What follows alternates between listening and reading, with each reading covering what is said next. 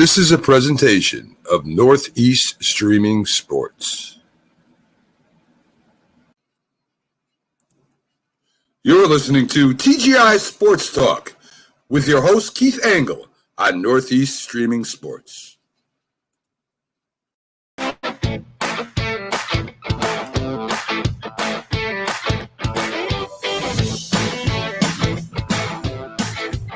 Good morning, everybody. Keith Angle for TGI Sports Talks. Are you serious? I'll be joined by my co-host, the Mad New Yorker, Carlos Chavez, in just a minute. After this quick open, I want to welcome everybody who's watching live this morning on Facebook, YouTube, Twitter. These shows should be getting shared shortly again to all our podcast affiliates to listen to an audio, at any time you want to. We'll also be plausibly live today on Roku at 10 a.m. and we'll replay it periodically through the weekend on TGI Sports Talk and even my homepage, my personal page, and Twitter. So make sure you're doing that. Hopefully you're checking out the other TGI Sports Talk shows. We've had a great response, as always, to the College Football Huddle. Thank you to all the groups that certainly help with that. And not the RU Series show, that's this show. And the Stream of Consciousness show on Sundays, which, as a reminder, after this week, we'll be on 9 a.m. live Sunday morning, but we'll Eastern Standard Time. But we'll be moving on September 4th to 8:30 to 10:30. Just a quick program reminder there. And I want to say real quick before I bring Carlos in, I've been mentioning this on my shows this week, and I'll continue to do that through the weekend. I want to give my condolences to the family of Lenny Dawson, great NFL quarterback with the Chiefs, who passed away the other day at 88 years old, I believe. Great quarterback, as I said. The Chiefs' victory in 70 over the Vikings is lost a little bit in history, but probably a very important game as it really solidified the AFL before the merger became official. The Jets had won the year before, and the Chiefs beating the NFL Vikings for the second year in a row, Super Bowl victory for the second year in a row, I think really solidified that merger. So great contributor to the NFL. Also did a lot of broadcasting in his career. Was a sportscaster in Kansas City during his playing days. He moved on to do games for NBC. He did This Week in the NFL for years on HBO with Nick Bonacani. Just a great contributor to the game of football. And the Chiefs did a great job last night, by the way, of honoring him at the start of the game with the choir huddle, which was kind of unique back in the day, where Lenny would line up with his back to the line of scrimmage, and linemen and the rest of the team would be behind the linemen. And it was kind of unique at the time. And I thought it was a nice honor last night to give Lenny Dawson at the Chiefs game. So anyway, our condolences to Lenny Dawson and Godspeed to him, and a job well done.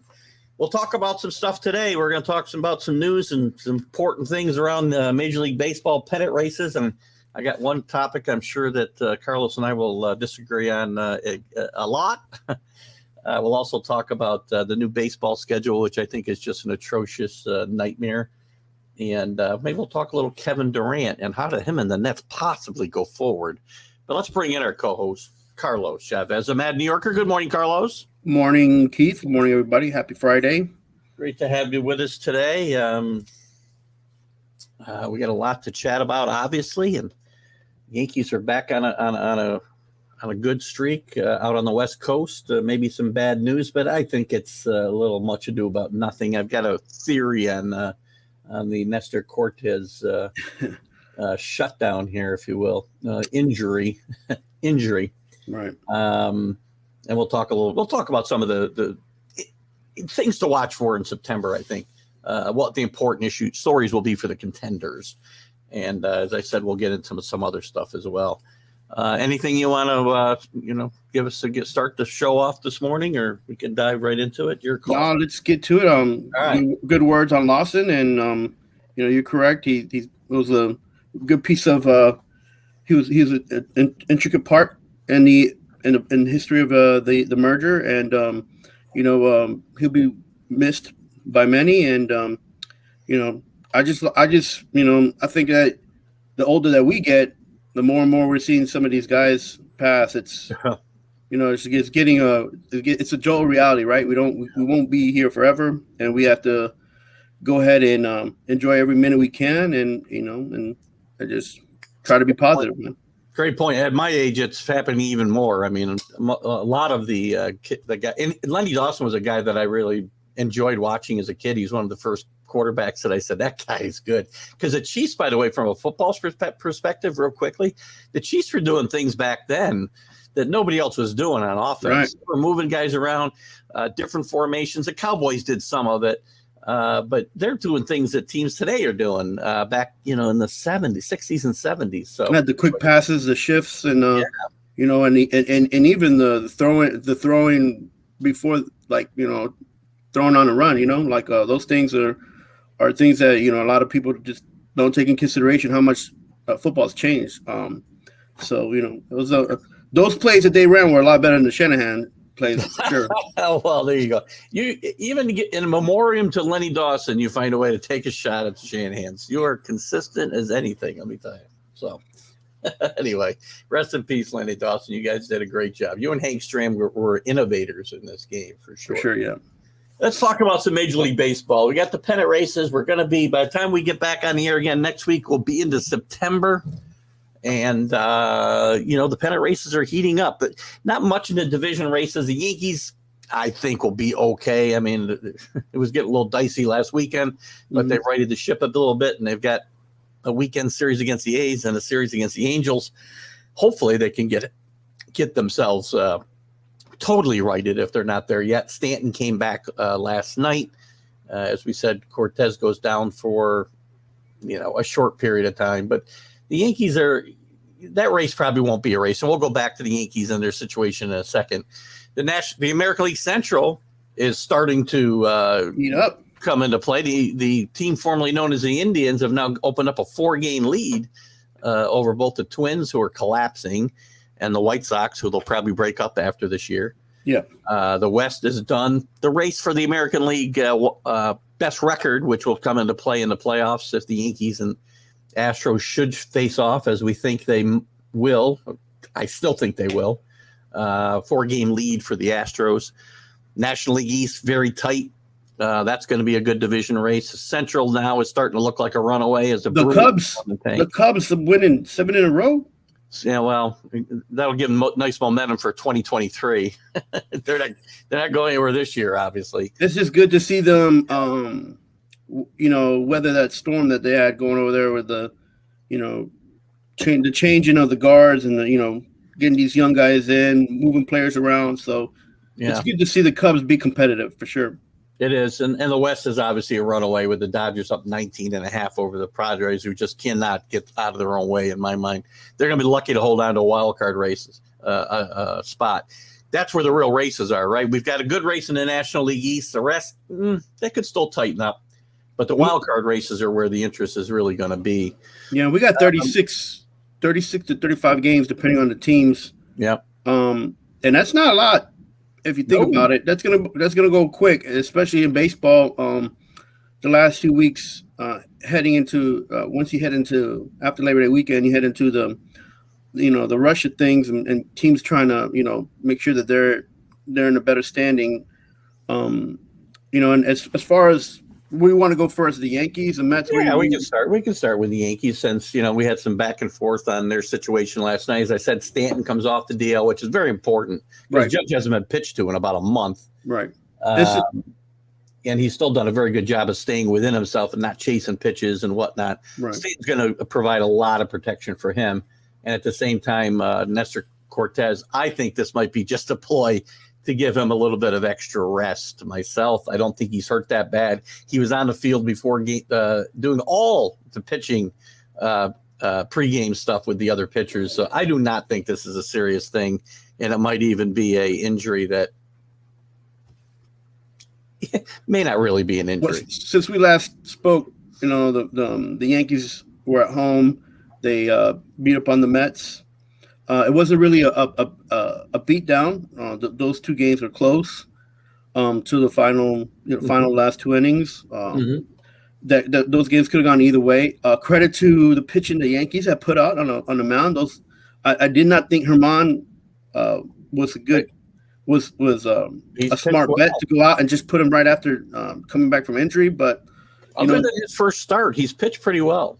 Yeah, and then and that defense held up. Benintendi came through with some hits, and I mentioned it. I mentioned it here in a lot of other networks that I'm on and share my ideas and concepts. It's like, the Yankees have to get into out of a slump and out of the idea of crushing the ball and just kind of play. I wouldn't say small ball, but just play regular baseball. Get some hits, get the defense working behind the pitchers, and the pitchers, they did a great job to get the defense going. And when you get the defense and the pitchers going, your hitters feel more confident going in, knowing that they don't have to mash home runs, and that's easier to get a hit. And that's how Benintendi, that's how he thinks. He's just going to go up and try to get a hit. He's not trying to hit home runs, and you could tell by where he puts the ball and how he plays. And a lot of guys are feeding off that. Whereas when Stanton comes in and they have Judge, they're all like, "Oh man, these two guys are going to smash the ball, so I want to smash the ball too." So the idea of Benintendi, some of the other guys coming through with hits. There was a couple times that Torres was up to bat and he was trying to smash the ball, and you're like, "Come on, guy, you're not gonna just get a hit." And then later in the innings, he got a few hits. But one of the bright spots that the Yankees have is Oswaldo Perez, right? Like, his defense, his enthusiasm. He could play like 4 different positions. You're talking about Cabrera? No, Oswaldo Perez.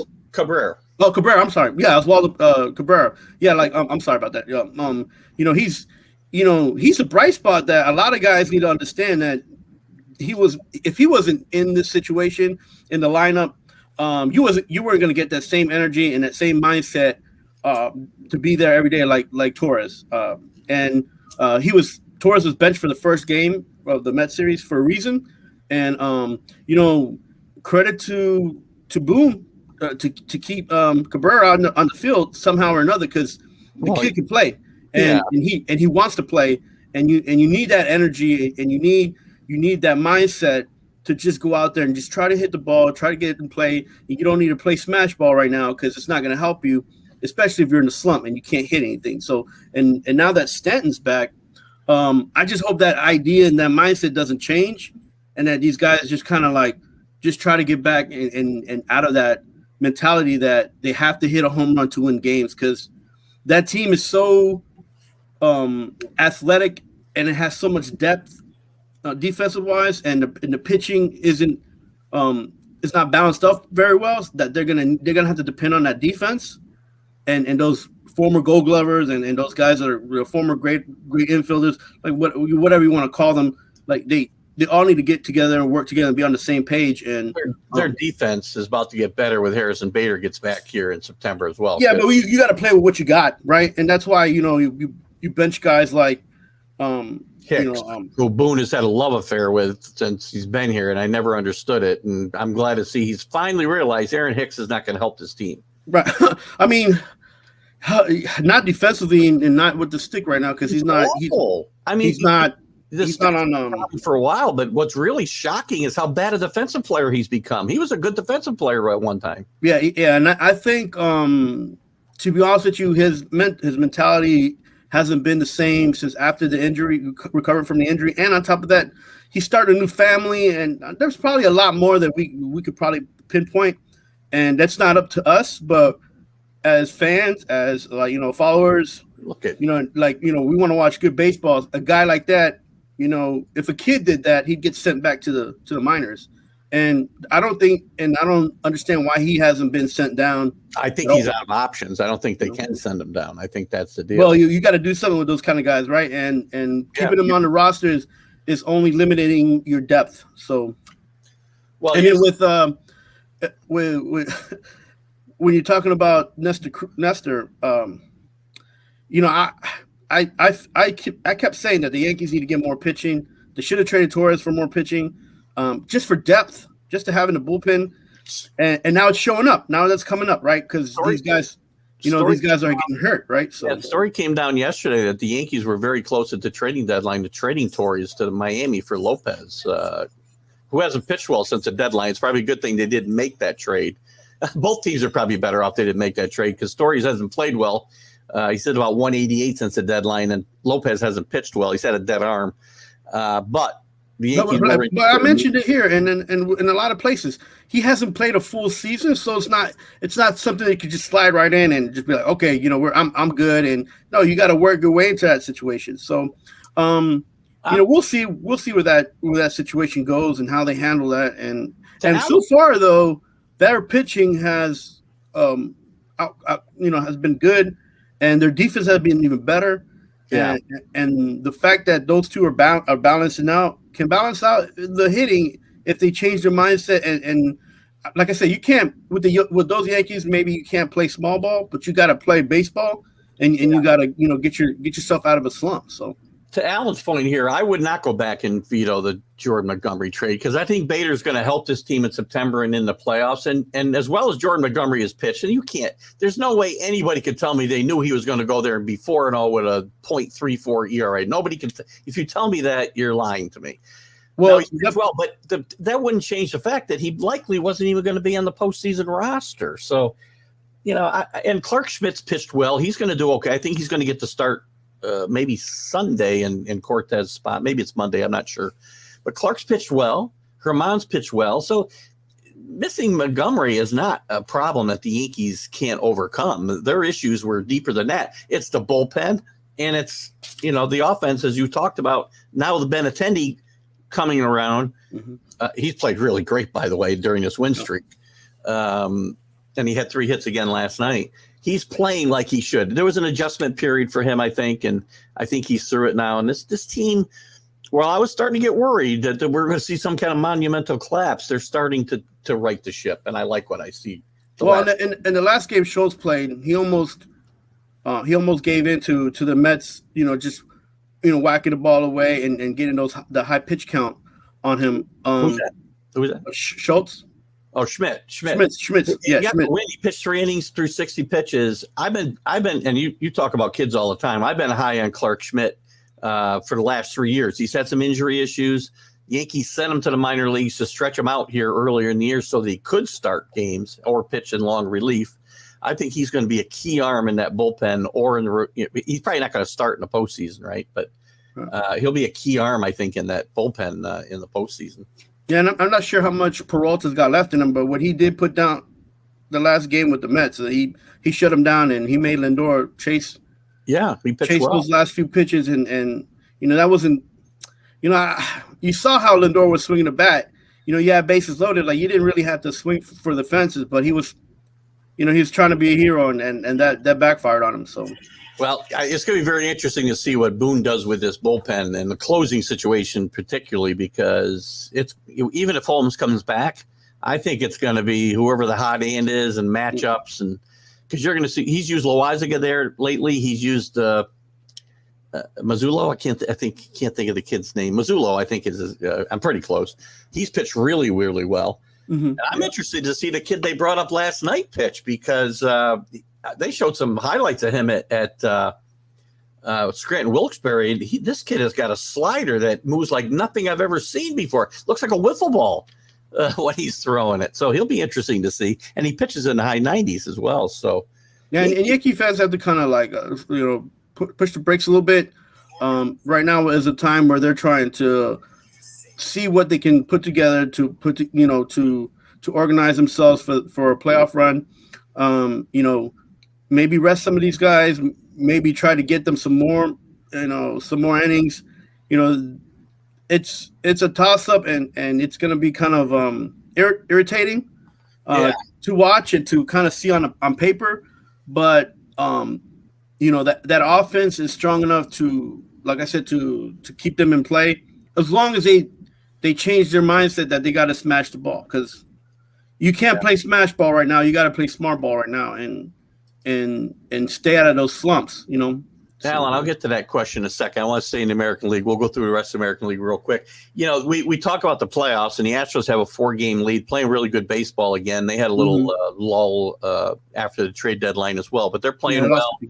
They're getting some good production out of Trey Mancini, who hit home runs in the last couple of games. And got a bug crawling here is driving me nuts. It's going to be interesting because we talk about the Astros and the Yankees, but the Rays are playing great baseball, picking up momentum. The pitching, they find these young pitchers. I have no idea where they find all these guys.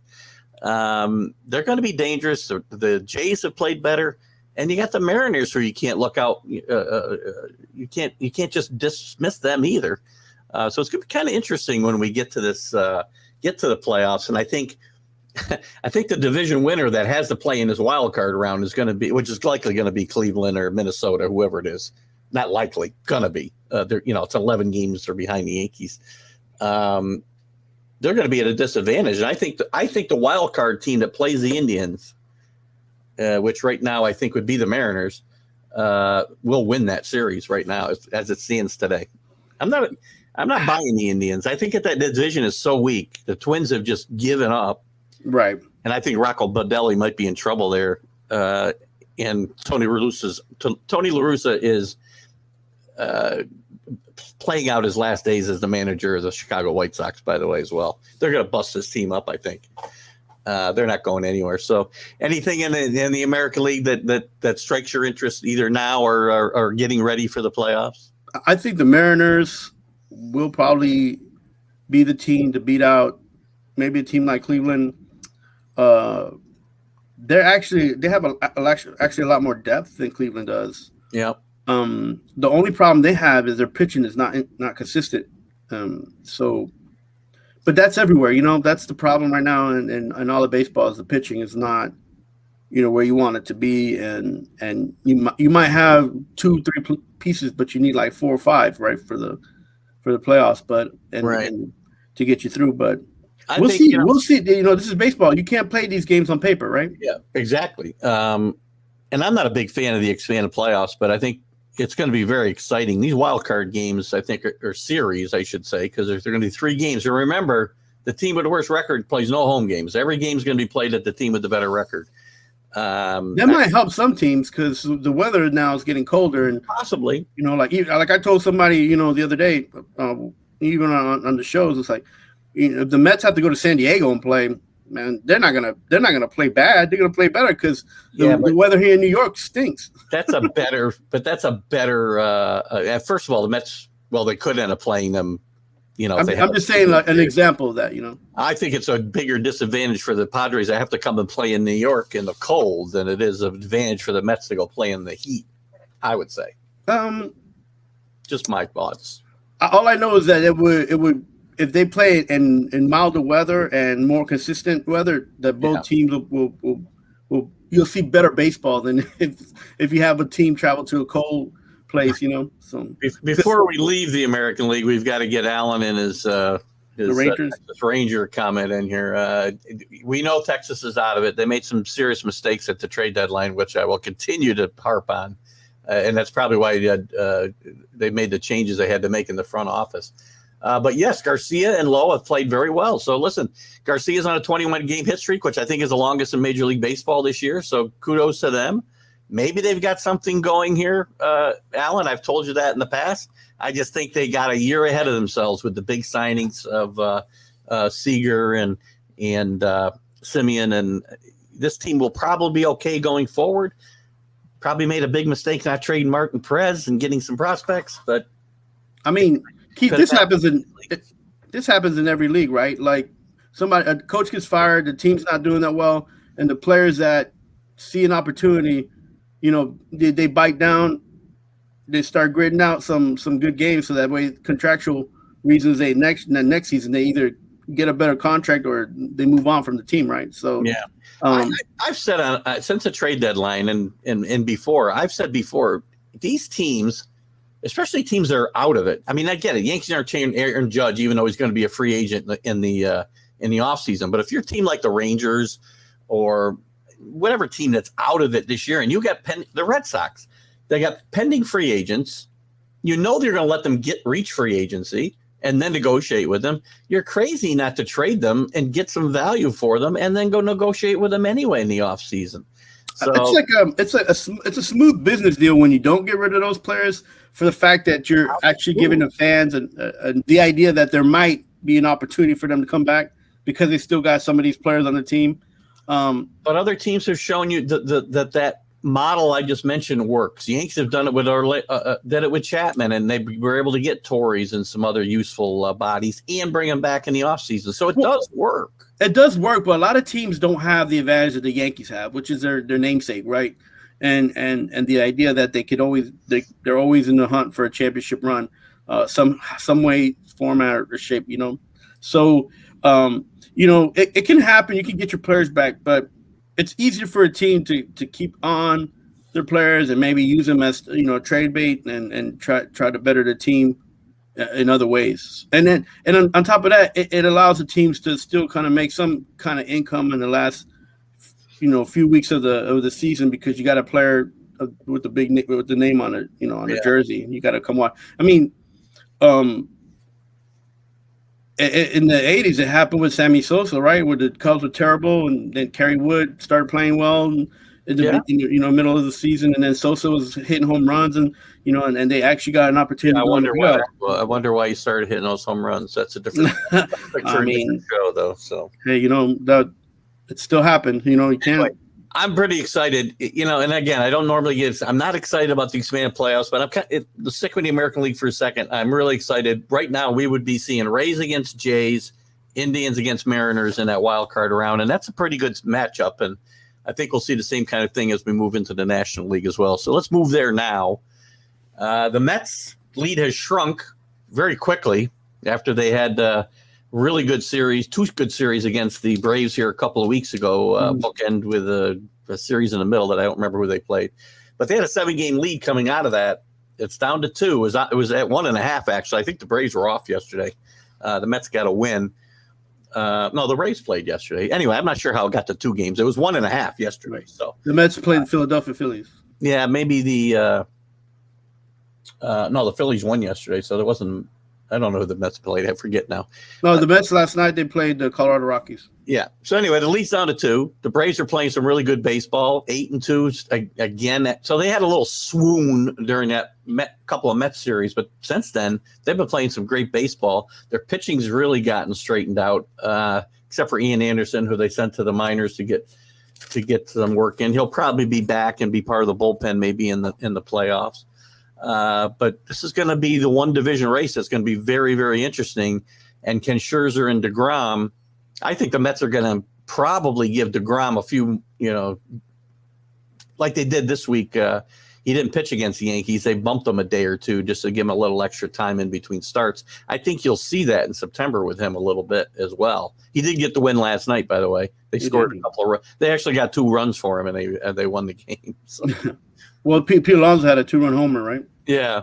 So, I mean, this is going to be an interesting race down the stretch. And I still think the Mets will hold off the Braves, but I think the Braves are a better bet come playoff time probably than the Mets will be. I rank them right behind the Dodgers, and with a decent chance to repeat as world champions, possibly the Braves.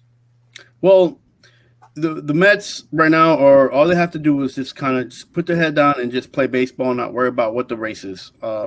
They have to make sure that they get the team on the same page. They're going to get some players back from injury. Guillorme is going to be coming back soon. They're going to have 30 days. He was out 30 days though, wasn't he? Guillaume? 15 days. That's it. Okay. Then they'll have Tyler McGill come back.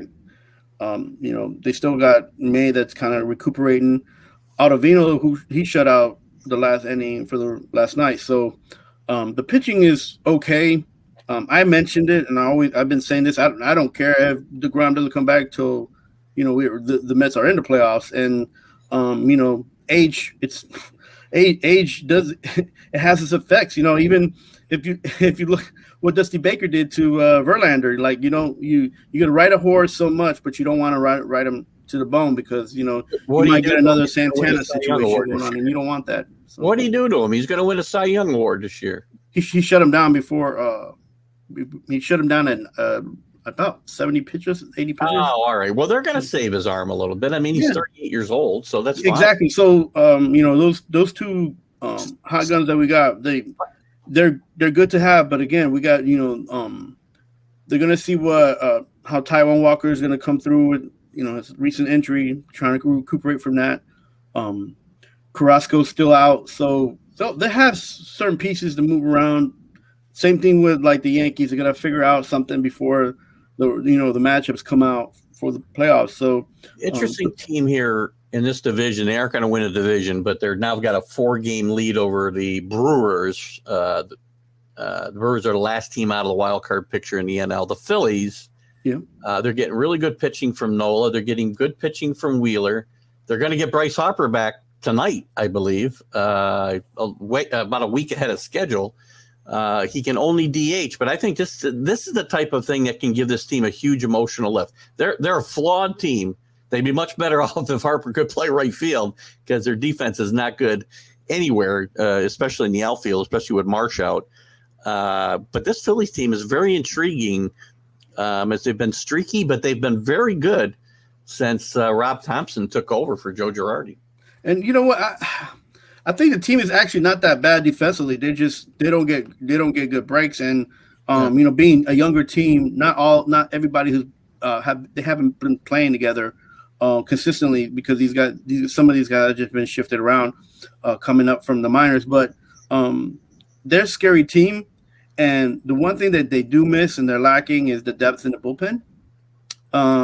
They can't hold on leads once some of these starters come out. And that's a problem. That's a problem that they're gonna have to deal with and figure out how is it that they can handle that and win games and try to get into a playoff mode. The back end of that bullpen's been a little better. Dominguez is hurt now, but since Robertson came over and Dominguez moved to a more prominent end of game role, they pitch much better for the most part. That middle relief is what really scares me with them and starters after Nola and Wheeler. Right. That's where it's going to come into play. Now, Noah Syndergaard's pitched pretty good since he came over. His first start, he did get a win. He wasn't that good, but he pitched really well the other night. 7 innings, 3 hits. Maybe, I guess the one thing to worry about, 1 strikeout, which is not really, what you expect out of what Noah Syndergaard used to be.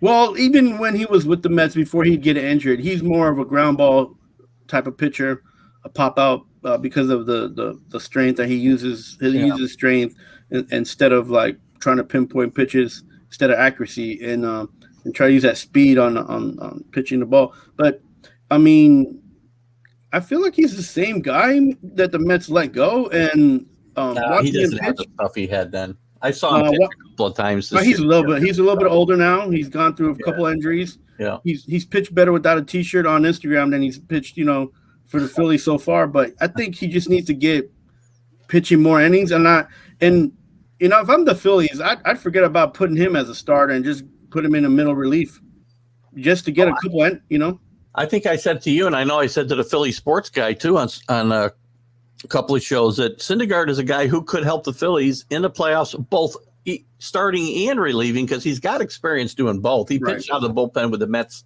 when he was coming back from injury and stuff, and he's done very well. So, listen, this team, they get Greg Marsh back. Greg Marsh? I can't remember if his name is Greg or not, but they get Marsh back to play center field. He's been hurt, really good center fielder.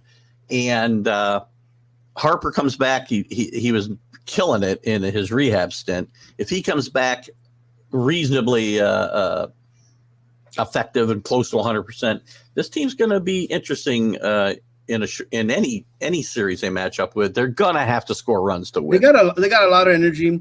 They're looking like they're producing a lot of good things in the baseball games that they're playing. They just, again, that pitching is an issue for all the teams, and they just got to figure it out. Yeah, Alan talks about the Cardinals. We'll move to the Central. I think the Cardinals have put the Brewers away. I think the Brewers really killed themselves at the trade deadline, not picking up a bat or two because they don't score runs. They've got a really good pitching staff, but they've now lost, I don't know, I guess they're 4-6 in their last 10, but the Cardinals are hot again, 8-2. They now got a 6-game lead. I think they're going to win this division easily, and they could be a sleeper come playoff time. Their pitching staff has been very good. Their acquisitions of Montgomery and Quintana from the Pirates have been very good pickups and given them some life. And this is a no-name team. You look around it. You got Nolan Ariendo. Did I say that right? Ariendo, right? Goldschmidt. But then you got a bunch of, and Molina, but he's not playing very well. But then you got a bunch of kids around them. Somebody mentioned the comparison to the '69 Mets, and it's kind of interesting because it is kind of like that. There's a lot of platooning that goes on. There's a lot of bench guys that contribute, and it's got that. It does have that kind of that feel to it. If you're a Cardinal fan, well, maybe you're maybe not remembering the '69 Mets fondly if you're a Cardinals fan, but it's got that kind of feel, and they could be dangerous come playoff time for one of these teams. Interesting matchup. They would play. They would play the Padres in the first round in a wild card if that were the case, and the Phillies would play the Braves. So kind of interesting matchups there in that wild card match. And you got to understand, these young kids are riding a wave, and they want to be surrounded by Albert Pujols, giving them a little bit of a bat when they need it. And he's at the tail end of his career, but he's chasing the record, and the guys are on the wave with him, and then they're supporting him just as much as they're supporting their pitchers, and you see that, and you see, when you got something to play for, or someone to play for, it becomes a different game, right? Pujols has been one of the hottest bats in the National League, and I thought he may not get a shot at 700 unless he came back for another year because he wouldn't get enough playing time in September. But a couple things, he's hitting the ball so well they can keep him in the lineup. Plus, as they stretch that lead, they can afford to keep him in the lineup and not just against lefties. He may very well get there. I think he only needs 6 more to get to 700. That's not undoable if he's playing, 3/4 of the time in September at least. So. I mean, if he even plays 10 games, he'll get to 6, I believe. Yeah, that'll be fun to watch. And if he passes A-Rod, I'll be happy. So he's only got 2 to go, I think, there. And obviously the West, the only story I can talk about in the West, the Dodgers are really good. They're the best team in baseball for sure. And the question is, will the Padres make the playoffs? I guess is the question of the day here. I'm unsure that they're going to make it. I still think the Brewers are only a game and a half behind them. The Brewers could sneak in. I don't think either one of them is getting out of the wild card round if they get in anyway. The problem is that the Brewers don't have enough depth. The problem is the Padres have enough depth, but their pitching is so erratic. Mm-hmm. So you're going with, on paper, you're going pitching versus hitting, and just a toss up, right? Throw a quarter, pick a side. So the Padres, I think the Padres will go in because they have a little bit more depth and more. They got players that know how to be how to get to the playoffs and how to be in the playoffs compared to the Brewers. And I think they'll go sneaking in the last few weeks. The only guy, Soto's the only guy that's this playoff proven player that Machado's been in the playoffs with the Orioles. Yeah. And then this guy, the Heater. Yeah, who's probably not going to pitch anymore because he's got a 20 ERA since he joined the team. And then they got what's his name? The pitcher from the Rays. I always forget his name. Blake Snell. Oh, Blake Snell. Yeah, Blake Snell. You know what? He's pitched better recently, but it's funny that when they do get some pitching, they don't score any runs. Right. And when they get hitting, they don't get any pitching. So this team is again. I told you it's erratic, right? The pitching's erratic. So. And Musgrove's the only constant, and he sometimes he can't win a game because he doesn't get the batting that he needs. That's why I say they don't score runs when they get good pitching. So it's a weirdly put together team. So it'll be interesting to see if they make the playoffs. As I said, it'll be them or the Brewers probably getting that last spot. The Brewers, I think they both go out. The Brewers, the reason why they're still in is because they got good coaching. And Alan, to your point, who knows? The Cardinals could maybe be a surprise team. They could knock off. Let's see, who did I say they would play? They would play. They play either the Padres or the Brewers, right? So they certainly could move on, but then they're probably going to match up with the Dodgers, which is going to be much, much different for sure. That's all I got right there, really. You got anything else you want to add about the playoff race? I want to get into the new schedule a little bit. Just that, let's try to if you're a fan of baseball, it's a good time to watch baseball. Absolutely. I wouldn't bet it right now because it's so erratic. But you can put if you're somebody who's into betting, just be careful and don't go match up on papers. Don't mean anything. They got to go on the field and play the game. So baseball's a hard game to bet, man. Hard Tough. Game to bet for sure. I want to move on to again, the new baseball schedule's out for 2023 and more ridiculousness from the Rob Manfred crowd. In my mind, they decide to have a more balanced schedule, and every team's going to play every team during the season for the first time ever. And you're also going to play now less division games than you play interleague games. And I think this is the most ridiculous thing. What's the point of having division games if I'm going to play 52 division games and 66 or 68 interleague play games? I don't understand what Major League Baseball is thinking. It's the divisional matchups that have always been most important in baseball, and we continue to de-emphasize them. I think that they're looking at it as a media and money situation where a lot of these divisions that only have one or two good teams in the division, and it's becoming something horrible to watch. And the execs in MLB, they see that there's not that many divisions that have more than 4 teams that are actually competitive, right? Not all the teams are like the NL West where you got the Dodgers, the Padres, the Giants, trying to duke it out, right? So this is all about money, so that we can send the Yankees to Colorado and they can pack the stadium, and the Dodgers can go to Tampa and they can. That's another. But nobody else cares about those games. Who cares about those games? Nobody cares about those games. The players have to care because they have, no matter whether they play at home or away, they have to win the games to make sure that they get into at least to the playoffs, right? Right, but again, is there any need to have divisions anymore when you're playing each team? I think 13 times now. They used to play each other like 20 7 times a year, and it meant something to win your division. Now, you don't have to win all your division games to really win the division, because you could dominate against interleague and win your division and really not do well in your division, which I think makes no sense to me. Why play divisions at all? Let's just have a National League and an American League, and the best teams make the playoffs.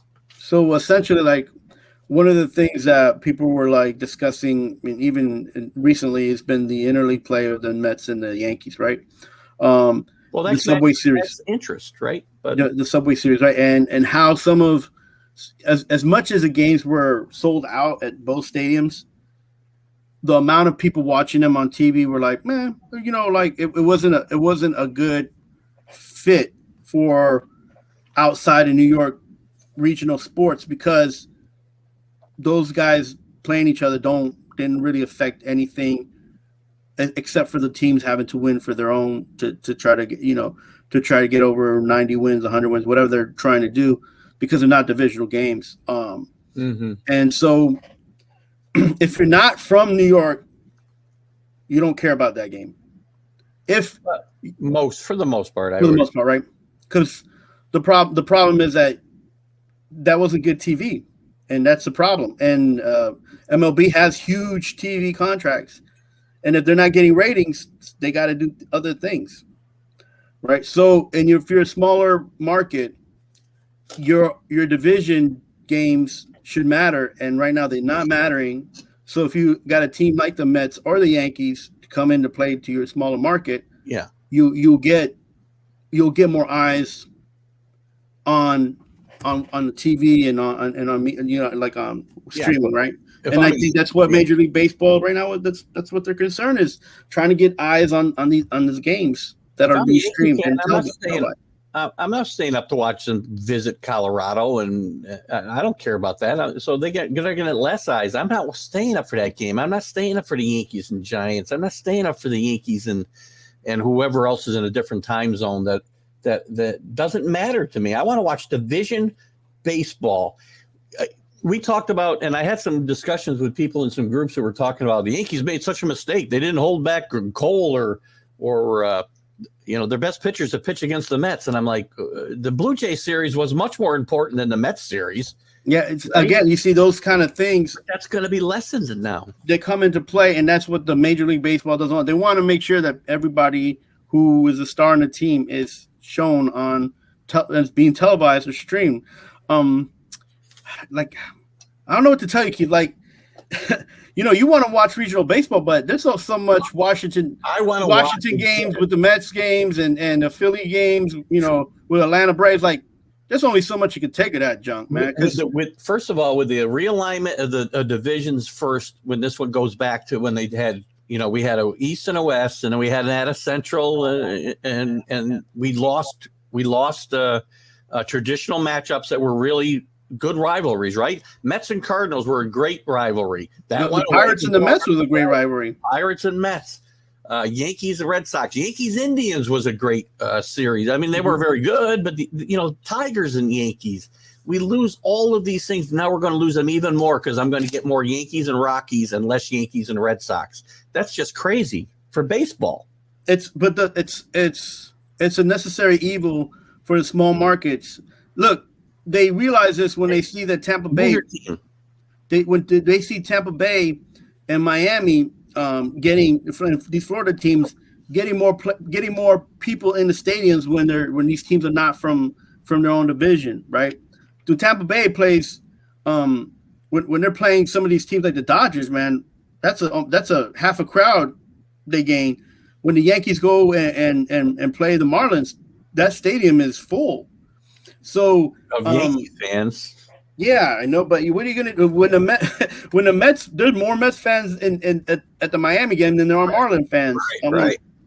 But that's it's not that you're wrong. It's that business matters more to MLB right now than the bottom dollar matters more right now to baseball than how people see and want baseball, right? And I'm getting to a point where I'm telling you, like, what I'm saying is gonna happen.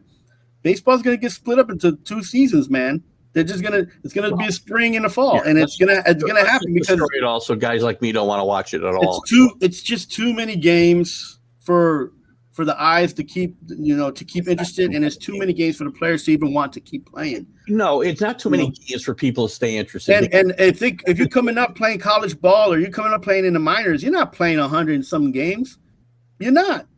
Yeah, and how are you gonna? Then you got to turn your talent and put it into the big show, and you got to play triple the amount of games that you did when you got drafted. It didn't hurt anybody for the last 60 years since we had a college. That's not true. That's not true. It's hurt people now. That's not true. It has affected a lot of people. Ooh. A lot of guys, man. There's a lot of guys that don't. Like Reggie Jackson and all these guys who went to college and were big stars in college and are in the Hall of Fame now. There's less guys who play in college ball that are the stars than guys who just came out and played. Again, in what time frame? Just total right now. If you total it out today, I would bet you most of the players in the major leagues played in college, except for the foreign players. Well, maybe that's where your argument comes in because there's obviously the Latin American players have grown as part of the demographic in Major League Baseball, so they would not have gone to college, obviously. Right. So that's going to skew the number though, and that's hard to. And those kids they probably play 300 games a year for crying out loud because they're playing every day. That's all they do there. Right. The weather allows it as well. Like they live in Caribbean and Caribbean and nice weather. Like, listen, yeah. I'm just saying, I had a point. It takes a long time in the drag, the way the sport is to get to a playoff. Right now we're still talking about the playoffs and that's just the playoffs. And then we got to talk about the World Series. So, and a lot of these players, they miss out on international play. They miss out on a lot of different opportunities of moving, even play to another league if they want to, if they're not doing that well. So, this comment by Alan kind of plays in what I was going to piggyback off. You were talking about ratings and the smaller markets needing the Yankee ratings and needing the Dodgers. But when you do that, you also bleed off of the ratings because the Yankee. Guess what? The people are not watching. Yes, when they're playing the Rockies the way they are when they're playing the Red Sox, or when they're playing the Blue Jays, or when they're playing the Rays, or when they're playing the Mets even. So this is more, in my mind, of a way of baseball trying to share revenue. It is. And I think it's wrong. And George Steinbrenner said this best when the first revenue sharing first came up. If I wanted to buy the Kansas City Royals, I would have bought the Kansas City Royals. I bought the New York Yankees, and so did everybody else have a chance to buy them, including the people who bought the Kansas City Royals. You want those teams? You want those small market teams? Then you figure out a way to make money yourself. They shouldn't be supported by the teams that are making the big money and propping baseball up. You're gonna diminish the product until the product is unwatchable. And here's the thing, and I say it, and you're like, oh, you can't bring international soccer, and I was like, it's not about international soccer. It's the fact that you have a tier soccer teams in Major League Baseball. No, I'm talking about having a tier system that actually actually works, like a regulation, or having a regulation system that actually works and keeps teams in contention and keeps teams like competitive. Like there has to be something. It can't just be here. It won't work here. Those teams will be in the second division forever. You got to figure it out. You got to get ownership. You got to get players. You got to figure it out. See, make money, got to spend money. That's the way it is. You talk about you talk out of both sides of your mouth though here, Carlos, because you say we have to prop up these small market teams, but then you say we need to regulate them to a second division, which they'll never get out of if you put them there. That's not true. It's a system that hasn't been tried or tested in baseball. They have it. They have a system set up, but it's not working. Right? It's not developing players. They just compounded the teams for minor. Right? They contracted them. Right? Working. Attendance is higher than ever. Where?